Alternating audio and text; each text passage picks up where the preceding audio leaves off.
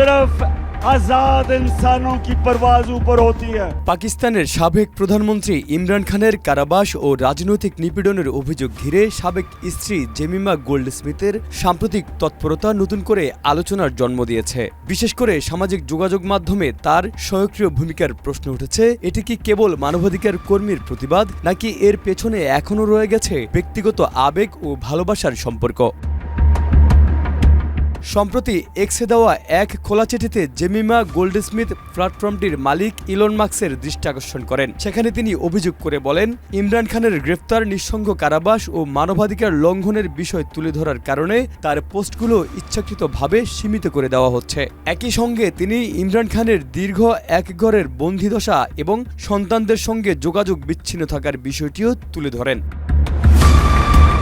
এই বক্তব্যের পর সামাজিক যোগাযোগ মাধ্যমে অনেকেই প্রশ্ন তোলেন, দীর্ঘদিন আগে বিচ্ছেদ হলেও তাহলে কি এখনও ইমরান খানের প্রতি জেমিমার আবেগ রয়েছে? তবে রাজনৈতিক বিশ্লেষক ও মানবাধিকার কর্মীদের মতে বিষয়টি সরলভাবে ব্যক্তিগত ভালোবাসার দৃষ্টিকোণ থেকে দেখলে বাস্তবতা আড়াল হয়ে যায়।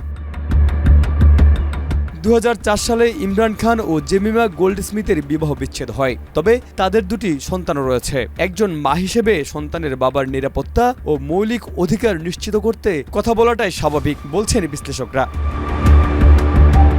এছাড়া জেমিমা দীর্ঘদিন ধরেই মানবাধিকার, মত প্রকাশের স্বাধীনতা ও রাজনৈতিক নিপীড়নের বিরুদ্ধে সোচ্চার। তাই ব্যক্তিগত সম্পর্কের আবেগের চেয়েও নৈতিক ও রাজনৈতিক অবস্থানকে স্পষ্ট করে।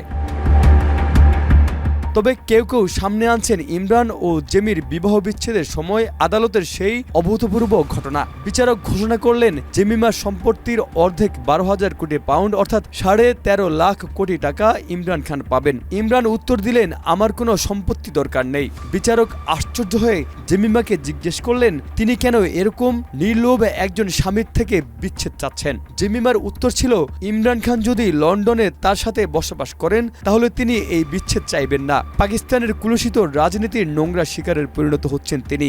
নওয়াজ শরীফ সরকার তাকে চোরাকারবারির মামলায় ফাঁসিয়েছে।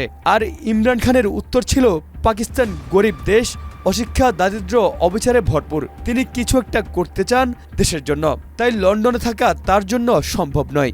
বিচারক বিবাহ বিচ্ছেদের ঘোষণার পর জেমিমা ও ইমরান খান শেষবার পরস্পরকে জড়িয়ে ধরে কাঁদতে থাকলেন। সাবেক স্ত্রীর শঙ্কা, এমন নির্লোভ দেশপ্রেমিক রাজনীতিবিদকে প্রধানমন্ত্রীর পদ থেকে হটানোর পর হয়তো মিথ্যা মামলায় পাতানো বিচারক সর্বোচ্চ শাস্তির ব্যবস্থা করবে।